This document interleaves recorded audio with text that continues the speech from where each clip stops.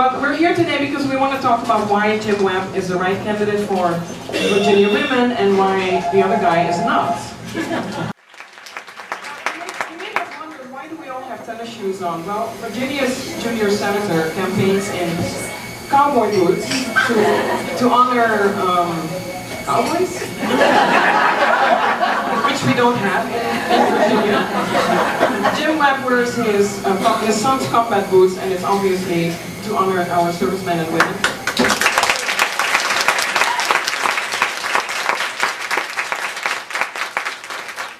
His son Jimmy is one, and I know he doesn't like to talk about it because it's a very difficult thing if you have a son or a daughter or a family member, your husband or your wife in Iraq. But it is different. We're going to help run this campaign in our tennis shoes so we can bring home this election.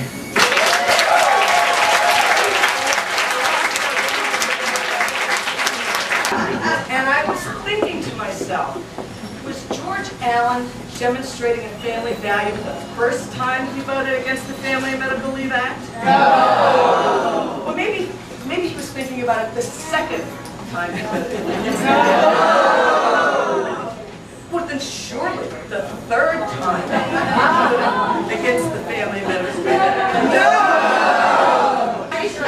3 strikes, you're out. Jim Webb supports the Family and Medical Leave Act. Jim Webb understands families. He understands working mothers. That it's our first line of public responders, our police, our sheriffs, our firefighters that on September 11th were out there responding to the incidents that occurred in this nation, one of them happening in this community, and in our schools as they happen. But yet, the current President of the United States put forward a budget this past year that's significant for local law enforcement. Burn grants, cops programs that I'm sure you're somewhat familiar with, other programs that probably go much more under the radar screen to the public eye, but they have gutted those programs over the past year. I'm here today to support Jim Webb because I think Jim Webb cares about our kids, he cares about our community, he cares about our safety. And so I'm here as a working mother of children, a wife, a law enforcement official supporting Jim Webb. To an extent, what they're doing in Washington is encroaching on the kinds of decisions that we like to make around the kitchen table. Yes. Medical decisions, education, or the economy. Women choose Webb because he does support the Family and Medical Leave Act. He will support not only the idea of no child left behind, but actually funding it. We have friends and parents and children who have diabetes, Alzheimer's, Parkinson's, and we understand that we need embryonic stem cells. Struggling families need an increase in the minimum wage. Yeah. We need somebody who is independent and passionate. I want you to know, Jim Webb does not discriminate. We will take Republican votes. I was very proud of my husband when he was lieutenant governor. Very proud to be his wife when he was governor. And it meant a lot that he was able to come to the Senate and represent Virginia. But I'll tell you, I've never been prouder of him when he was he still thinks he's in the Marine Corps, but as a Marine. Because let me just tell y'all, military people are not born partisan like I am. I did my first campaign appearance at 5 years old, stood on the top of a table in a little diner in some tiny little place in Texas and sang "Vote for Lyndon B. Johnson." I even have a picture of it. But military people know that when they join, they're joining because they love their country. They're joining because it means a lot to them. And those men and women who are over in Iraq now, and Afghanistan, and all over the world, they're not just Democrats. They're Republican children. They're Democratic children. And they need to know that we are home concerned about them and what this war is doing, not only to them, but to this country.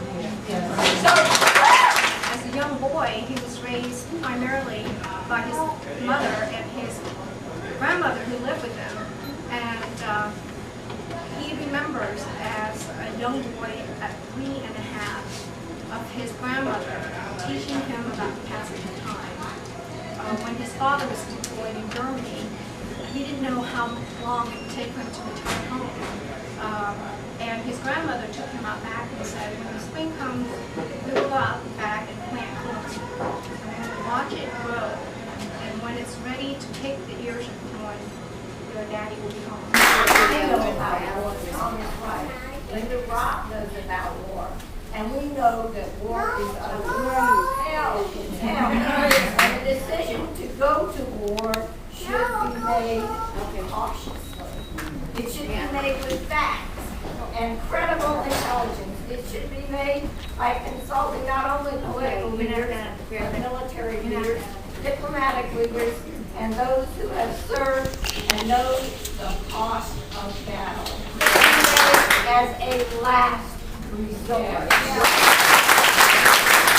My husband was also a Marine in Vietnam, and he went to Vietnam. We were very scared before he went over. He was a second lieutenant. Second lieutenants didn't last very long in Vietnam in those days. And Lewis lasted 67 days. And he stepped on a bomb and lost both legs and 6 fingers. And he came back home, and his life was never the same as you can imagine.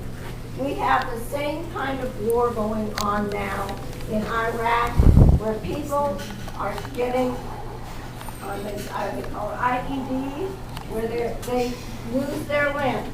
I have wanted many, many times to go to Walter Reed and welcome our troops home and tell them everything was going to be all right.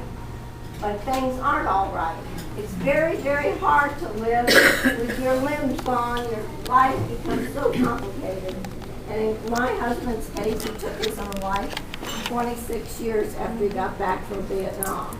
So I know that war is hell. And Hong is right. It doesn't just affect the men.